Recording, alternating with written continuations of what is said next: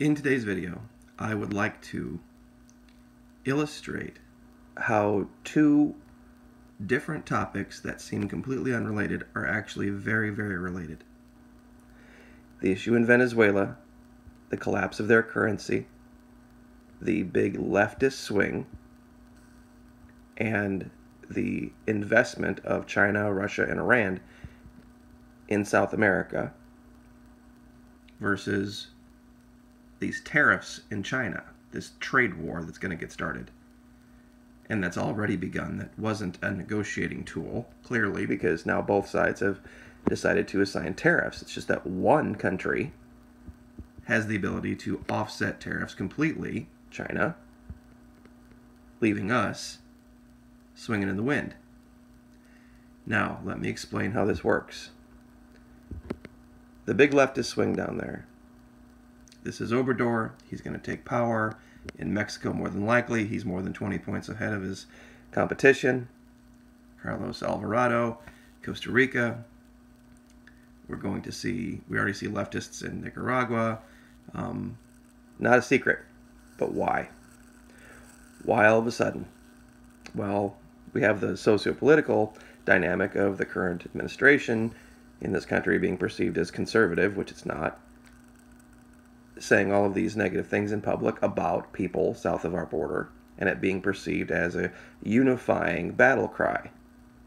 Even the folks on the left and the right down there were all unanimous in this idea that they could both attack the man and get political points for it because of his ignorance in what he let come out of his mouth and on his Twitter account. But how is it tied to the tariffs? Well, it has to do with this. Of all the things that this man said he would or wouldn't do, there was actually a couple that I agreed with. This number 3 was one of them. China, a currency manipulator. Now, this doesn't say manipulator upward, manipulator downward, or manipulator provisionally, unless they this or unless they that or unless they the other. It just says that he'll label them a currency manipulator. And that goes along with his continual attacks on the previous administration for not doing that. Because what currency manipulation gives a country the ability to do is make its products artificially more attractive in the marketplace, in the foreign marketplace. Just real quick, we'll go over here to currency manipulation, in case anybody doesn't know what it is. Used by governments and central banks of some of our partners to artificially lower the value of their own currency, in turn lowering the cost of their exports. Now, this is kind of the opposite of what people think. It's like, well, why would you want to lower the value of your own currency? Well, domestically it's bad for you, yes, but in the foreign markets, it's very good for you. Because when, for example, if the dollar is stronger than the yuan here in the United States, your dollar goes farther. When you purchase Chinese goods, it takes fewer US dollars to buy it, therefore the price is lower. But when the dollar is strong in foreign markets, it takes more of their currency to buy our goods. This is the source of our trade deficit. Doesn't have anything to do with their products being better or our products being worse. It has to do with simple, basic economics. And what the Chinese do is they go, when they see their currency getting too strong in relation to the dollar, they go buy a bunch of dollars on the open market, currency exchanges, driving up the power of the dollar, artificially inflating our domestic dollar, which is good for Americans, of course, here, but terrible for companies that export things overseas. Because then in China, they buy products where they come from places where the currencies are weaker. And they've been doing this over and over again. And it also gives them the added benefit when they hold, I think, of something like $4 trillion in U.S. cash reserves. They can at will manipulate our economy, tariff or not. And this is why this was such a big deal. Now, let's go back to what we saw before. Okay? This is what he ran on. And then as soon as he gets elected,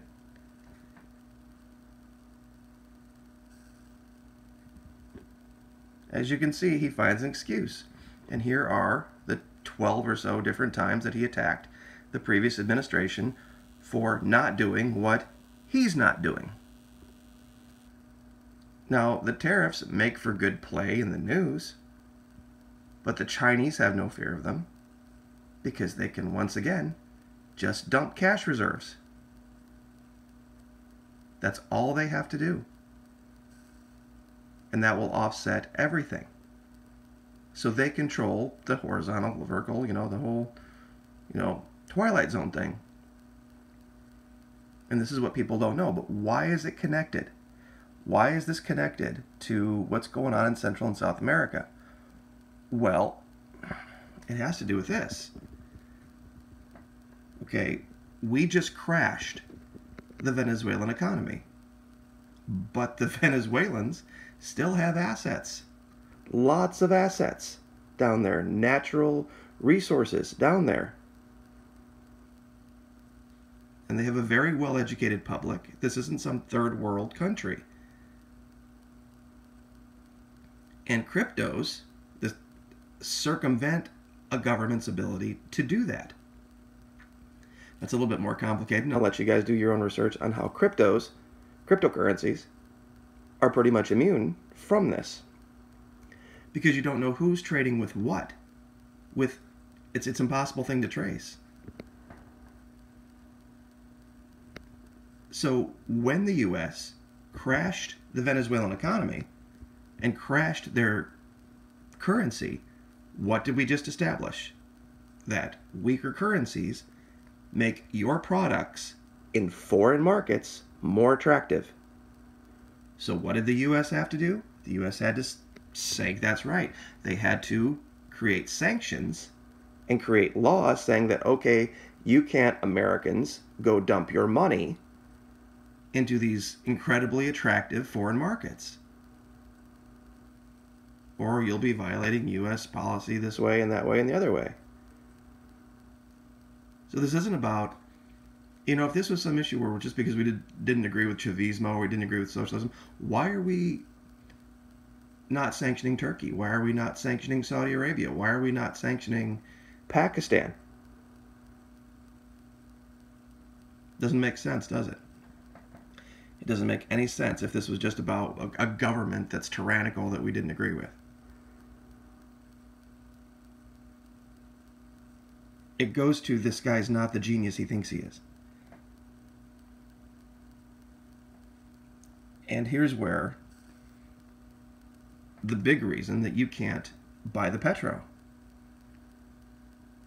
Because here it talks about this, how the central banks, the big, mainly U.S. central banks, are losing their grip on being able to manipulate the U.S. and world money system. And now, what they're going to try to do, and this is basically what I just explained to you,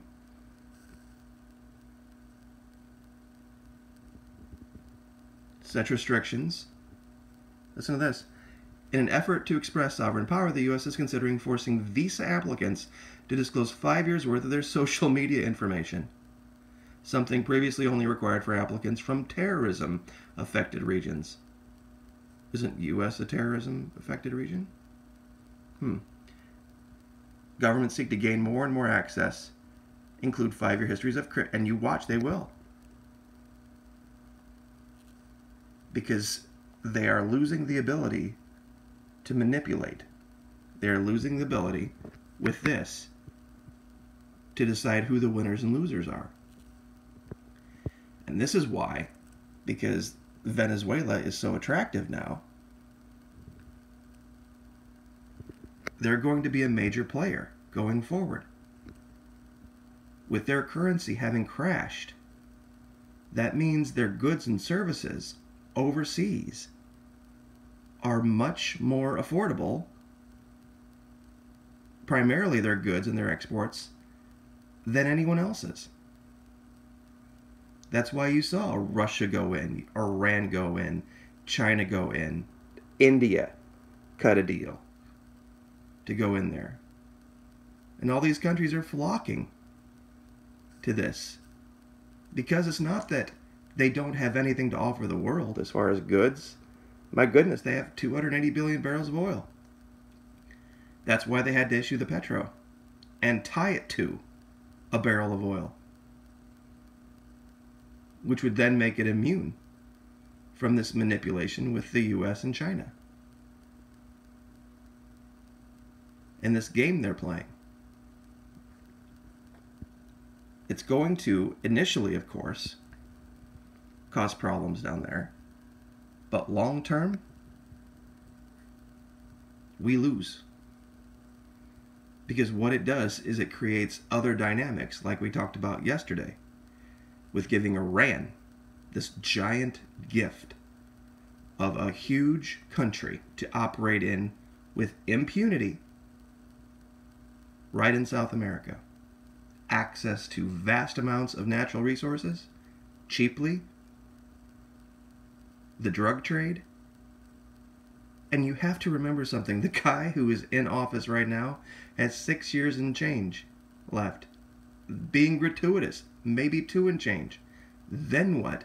Now we've made a whole bunch of enemies that we're going to have to somehow figure out how to mend fences with. I don't even think the current administrator had a plan. If the sanctions worked, then what? Let's say the sanctions worked and Maduro fled or was deposed or whatever, then what? There was no group of people down there that supported him. There was no group of people anywhere in Central or South America that had any kind of interest at all with working with our administration or with the US. That would have just left a giant power vacuum regardless. And guys like that step in. You're probably looking at the new president of Venezuela very shortly. It was short-sighted, it was ignorant, and it was self-serving because there are a bunch of people who think building a wall is going to fix everything. And it isn't.